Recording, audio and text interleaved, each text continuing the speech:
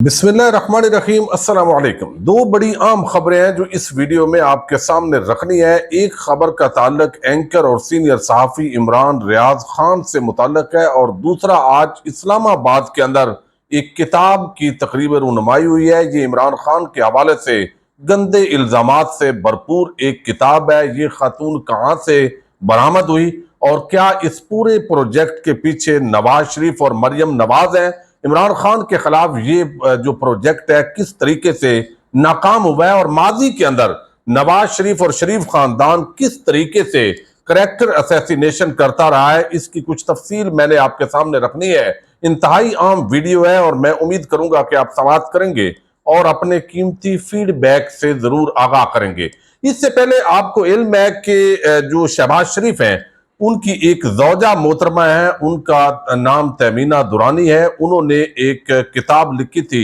غلام مصطفیٰ خر، جو اس وقت ذوالفقار علی بھٹو کے ساتھی تھے، اور یہ جو تیمینہ ہے انہوں نے فیوڈل کے نام سے مینڈا سائن اس نام سے اس کا ترجمہ شائع ہوا تھا، اور اس کے اندر مصطفیٰ خر جو ہے ان پر شدید الزامات لگائے گئے تھے چونکہ وہ شریف خاندان کے بڑے بدترین مخالف تھے۔ پھر آپ نے دیکھا کہ عمران خان کے خلاف ریحام خان کی جو کتاب ہے وہ بھی چھپی، اور پھر اب یہ ہاجرہ خان کی ایک کتاب جو ہے وہ چھپی ہے جس کے اندر عمران خان پر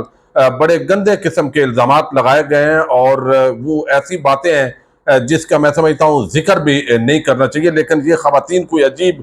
قسم کے لیول کی ہیں اور ان کو یاد آتا ہے بعد میں، اور اس طرح کی انہوں نے بہرحال گفتگو اور الزامات سے لگائے ہیں۔ اب اس کے اندر نشے کا بھی اور باقی بھی الزام لگائے گئے، حالانکہ کوکین کا ایک پورا بنایا گیا ایپیسوڈ اور لوگوں کے ذہنوں میں ڈالا گیا کہ عمران خان تو نشئی ہے، لیکن اب وہ جیل کے اندر ہے، کہتے تھے ایک دن نہیں نکالے گا، اور آپ دیکھ لیں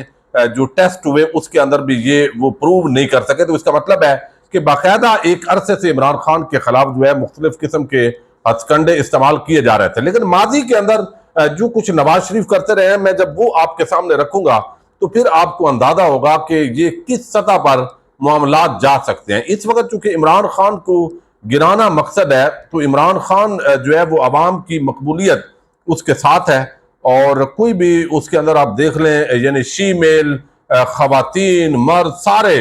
وہ میدان کے اندر اترے ہوئے ہیں، لیکن اللہ تعالیٰ جس کو عزت دے، اب ظاہر ہے اس کا تو کوئی حل نہیں ہے۔ تو اب یہاں پر میں آپ کو سامنے رکھ رہا ہوں، یہ پرانی ایک خبر ہے، اور اس خبر کا تعلق مولانا سمیع الحق سے متعلق ہے، اور آج اس کو ٹویٹ بھی کیا جا رہا ہے۔ اور یہ جب شریعت بل وہ لائے سمیع الحق صاحب اور نواز شریف پر خوب تنقید کی، تو اس دوران سمیع الحق جو ہے وہ مولانا سمیع الحق ان کے خلاف ایک فاحشہ عورت جو ہے اس کو میدان میں اتارا گیا۔ وہ عادی تھی خاتون، اور انہوں نے کیا کہا یہ ذرا میں آپ کے سامنے رکھتا ہوں۔ کہتے ہیں کہ ایک دن سینٹ میں، تاکہ اندازہ ہو آپ کو کہ شریف خاندان کس سطح پر جا سکتا ہے۔ اب اس کے پیچھے نواز شریف اور مریم نواز ہیں یا کوئی کمپنی ہے یا کیا ہے، وہ اس سے نتیجہ آپ خود اخذ کر سکتے ہیں۔ ایک دن سینٹ میں مولانا سمیع الحق نے شریعت بل پر دھواں دار تقریر کی اور نواز شریف کی حکومت گرانے کی دھمکی دیتے ہوئے IGI سے نکلنے کا اعلان کر دیا۔ اگلے دن ملک کے ایک بڑے قومی اخبار کے فرنٹ پیج پر ایک خبر چھپ گئی جس میں اسلام آباد کی رہائشی میڈم تہرا کا انٹرویو چھپا تھا، جو اسلام آباد میں ایک کوبہ خانہ یا عیاشی کا اڈا چلاتی تھی۔ میڈم تہرا نے اپنے انٹرویو میں دھانسو عجیب قسم کے انکشافات کر رہے۔ اس انٹرویو میں میڈم تہرا نے ایک طرف بہت سے سیاستدانوں کے نام لیے بغیر انہیں اپنے مستقل گاہ قرار دے دیا، اور دوسری طرف یہ بھی کہہ دیا کہ مولانا سمیع الحق اس کے مستقل گاہکوں میں سے ایک ہے اور مردانہ قوت سے مالا مال ہے۔ اب چونکہ مولوی صاحب مولانا صاحب جو ہے انہوں نے شریعت بل کے حوالے سے اور اتحاد سے وہ علیحدہ ہوئے، ڈیمانڈ کر رہے تھے، تو اب ان کو کس طریقے سے ایک فاحشہ عورت کے ذریعے یہ ماضی کے اندر جو ہے وہ کام ہو چکا ہے، یہ باقاعدہ کتابیں کے اندر لکھا گیا ہے۔ انٹرویو میں تفصیلات کو کچھ ایسا ڈرامائی طریقے سے بیان کیا گیا کہ عام شخص کو لگا کہ یہ سب باتیں درست ہوں گی۔ مولانا سمیع الحق پر چاروں طرف سے جلغار ہونا شروع ہو گئی، اور انہیں مجبوراً سینٹ میں آ کر روتے ہوئے حلف اٹھا کر اپنی بے گناہی کا یقین جو ہے وہ کروانا پڑا۔ اب وہ کہتے ہیں کہ اگلے کچھ عرصے بعد مولانا نے سینٹ کی رکنیت سے استعفیٰ دے دیا، اور اتنے دل برداشتہ ہوئے کہ سیاست کو عارضی طور پر خیر باد کہہ دیا اور مدارس کی مینجمنٹ پر فوکس کرنا شروع کر دیا۔ اب وہ کہتے ہیں وہ میڈم تہرا کون تھی، کہاں سے آئی تھی،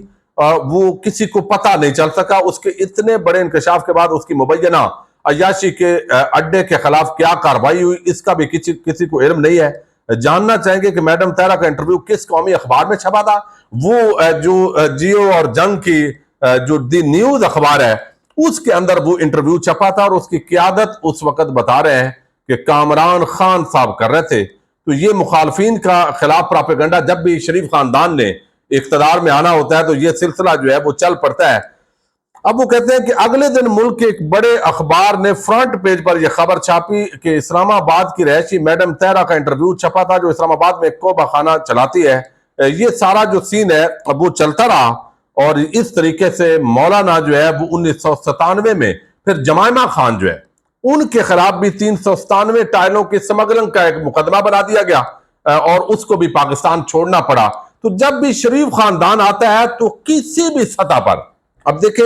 اس کے پیچھے یہ ہے کوئی اور ہے، یہ معاملہ میں نہیں آپ کے سامنے کر رہا، یہ تو آپ یعنی سمجھ سکتے ہیں، لیکن یہاں پر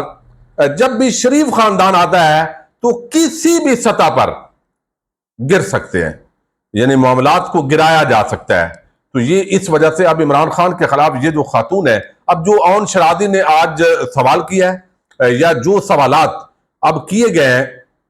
اس کے اندر جو ہے یہ معاملات آپ سمجھ سکتے ہیں۔ اب یہاں پر جو ہے وہ آپ دیکھیے کہ یہاں جویریہ صدیق ہیں، انہوں نے ایک سوال کیا ہے۔ انہوں نے کہا کہ جو ارشد شریف کی بیوہ ہیں، انہوں نے کہا کسی نے غیر معروف اداکارہ سے سوال کیا کہ وہ سرینا جیسے مہنگے ہوٹل میں اپنی کتاب کی رونمائی کیسے افورڈ کر سکتی ہے، ان کی نیٹ ورث کیا ہے، اور انہوں نے اس سال کتنا ٹیکس ادا کیا ہے سرینا ہوٹل کے اندر۔ اور وہاں کون کون صحافی تھے جی؟ وہاں طلعت حسین تھے، عمر چیمہ تھے، وہاں پر اور بھی بڑے بڑے وہ نام تھے، یعنی وہی نون لیگ کے صحافی وہاں پہ پہنچے ہوئے تھے جن کو عمران خان کے مخالف ولاگ کرنے ہیں، جن کو عمران خان کے خلاف شخصیت پہ کیچڑ اچھالنا ہے، پرانے جو معاملات ہیں وہ سارے مریم نواز کی جو صحافیوں میں ٹیم ہے وہ وہاں پر جو ہے وہ آج پہنچی ہوئی تھی، جن کو کہا جاتا ہے کہ یہ مریم کے صحافی ہیں۔ یہ آپ دیکھیے کہ یہاں تک معاملات ایک طرف تو پہنچے ہوئے ہیں۔ تو لہذا یہ آپ دیکھیے کہ سیاست کے اندر جب مقابلہ نہیں ہو پاتا تو پھر کس سطح پر معاملات جاتے ہیں، تو یہ آپ اندازہ کر سکتے ہیں۔ اب ایک سبیع الحسن حسنین ہے، صحافی رؤف کلاترہ صاحب کی ٹیم کے ممبر ہیں، انہوں نے کہا کہ حاجرہ خان کی کتاب رونمائی میں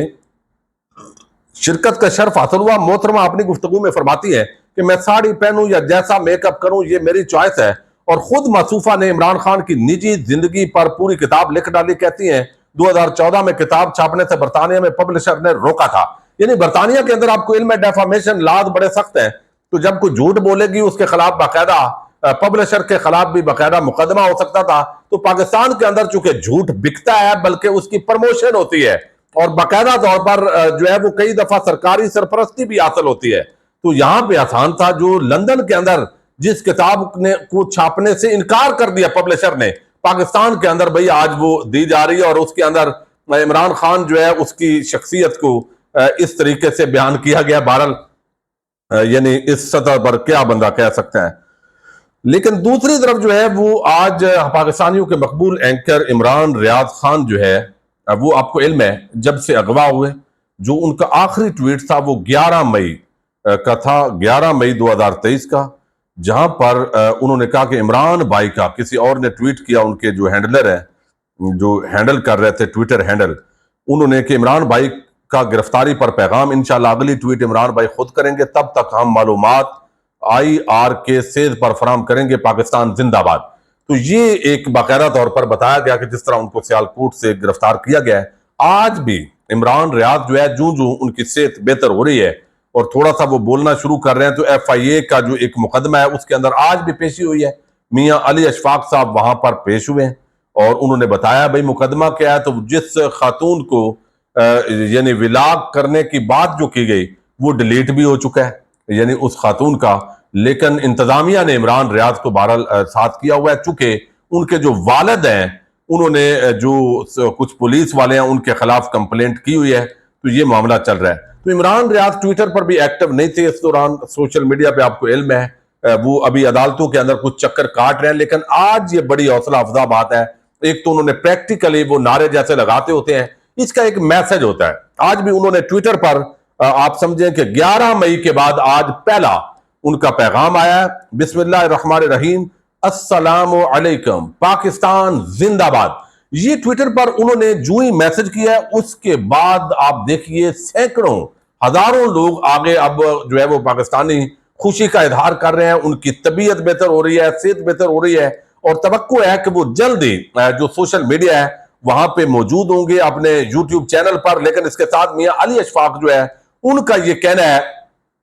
کہ ابھی ان کو ہم تھوڑے عرصے کے لیے روکے ہوئے ہیں، لیکن یہ اچھی خبر ہے کہ انہوں نے آج یہ اعلان کیا ہے اس 11 مئی کے بعد کہ میں ٹھیک ہو رہا ہوں، میری طبیعت بہتر ہے اور میرا سافٹ ویئر اپ ڈیٹ نہیں ہوا، میں اسی نقطہ نظر پر قائم ہوں۔ پہلے بھی پاکستان زندہ باد تھا اور اب بھی پاکستان زندہ باد کا نعرہ لگا رہا ہوں، اور جو لوگ ہمیں دہشت گرد، باغی اور اس طرح کا ٹائٹل دے رہے ہیں وہ یہ جان لیں کہ اتنا ظلم تشدد کرنے کے باوجود جو ہے